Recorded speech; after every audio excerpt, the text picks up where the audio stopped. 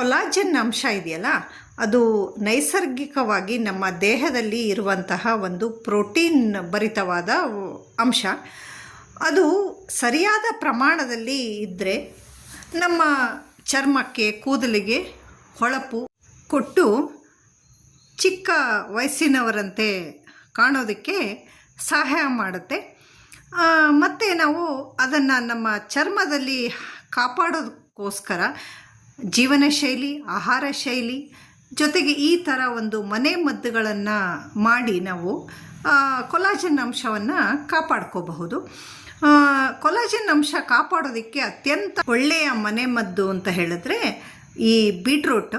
ನಮಸ್ಕಾರ. ನಾನು ಅದಕ್ಕಾಗಿ ಒಂದು ಸಣ್ಣ ಗಾತ್ರದ ಬೀಟ್ರೂಟ್ ತಗೊಂಡು ಚೆನ್ನಾಗಿ ತೊಳೆದುಕೊಂಡು ತುರಿದುಕೊಂಡು ಸ್ವಲ್ಪ ನೀರನ್ನು ಹಾಕಿ ನುಣ್ಣಗೆ ಪೇಸ್ಟ್ ಮಾಡ್ಕೊಳ್ತಾ ಇದ್ದೀನಿ. ನಂತರ ಅದನ್ನು ಸೋಸ್ಕೊಳ್ತಾ ಇದ್ದೀನಿ. ಸೋಸ್ಕೊಂಡು ರಸ ಮಾತ್ರ ತೆಕ್ಕೊಳ್ತಾ ಇದ್ದೀನಿ. ನಂತರ ಅದಕ್ಕೆ 1 ಟೇಬಲ್ ಚಮಚದಷ್ಟು ರೋಸ್ ವಾಟರ್ ಹಾಕ್ತಾ ಇದ್ದೀನಿ. ಅರ್ಧ ಚಮಚದಷ್ಟು ಕಾರ್ನ್ ಫ್ಲೋರ್ ಹಾಕ್ತಾ ಇದ್ದೀನಿ. ಕಾರ್ನ್ ಫ್ಲೋರ್ ತುಂಬಾ ಜಾಸ್ತಿನೂ ಹಾಕಬಾರ್ದು, ಹಾಗಂತ ಕಮ್ಮಿನೂ ಹಾಕ್ಕೋಬಾರ್ದು. ಮತ್ತು ಡಬಲ್ ಬಾಯ್ಲರ್ ಮೆಥಡ್ ಅಂದರೆ ಇಂಡೈರೆಕ್ಟಾಗಿ ಬಿಸಿ ಮಾಡ್ಕೊಳ್ತಾ ಇದ್ದೀನಿ. ಅದನ್ನು ಹೀಗೆ ನಿರಂತರವಾಗಿ ಕೈಯನ್ನು ಬಿಡದೆ ಕೈ ಆಡಿಸ್ತಾ ಇರಬೇಕು, ಇಲ್ಲಾಂದರೆ ಕಾರ್ನ್ಫ್ಲೋರ್ ತಳ ಹಿಡಿಯುತ್ತೆ.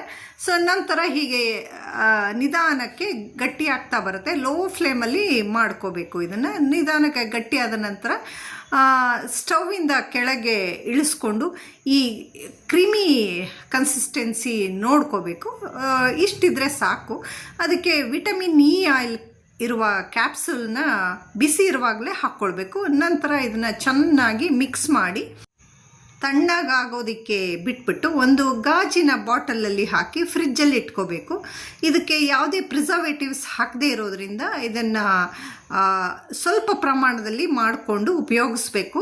ನಿರಂತರವಾಗಿ ಉಪಯೋಗಿಸೋದ್ರಿಂದ ಒಳ್ಳೆಯ ಪರಿಣಾಮ ಕಾಣಬಹುದು ನಾವು. ಇದರಿಂದ ಬೆರಳಿನ ಸಹಾಯದಿಂದ ಚರ್ಮದ ಮೇಲೆ ಇದನ್ನು ಕಮ್ಮಿ ಒತ್ತಡ ಹಾಕ್ತಾ ಮಸಾಜ್ ಮಾಡ್ಕೋಬೇಕು.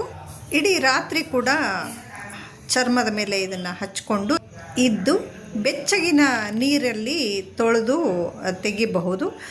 ನಿರಂತರವಾಗಿ ಉಪಯೋಗಿಸೋದ್ರಿಂದ ಒಳ್ಳೆಯ ಪರಿಣಾಮ ಕೂಡ ಕಾಣ್ಬೋದು ನಾವು ಇದರಿಂದ.